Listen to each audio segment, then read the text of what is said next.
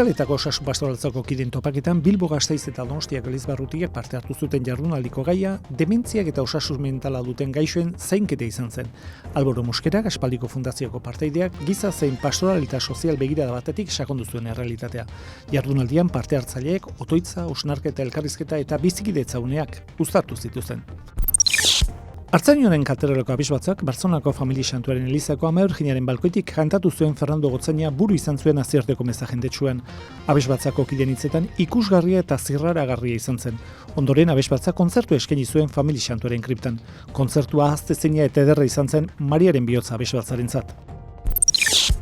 Fernando Prado, Donostiako Gotzainak, hainbat izendapen egin ditu bai apaizen artean, bai Kurian eta baita Eliza auzitegian ere. Parrokietako erretore eta bikario berriek irailaren batetik aurrera hartuko dute karguen jabetza.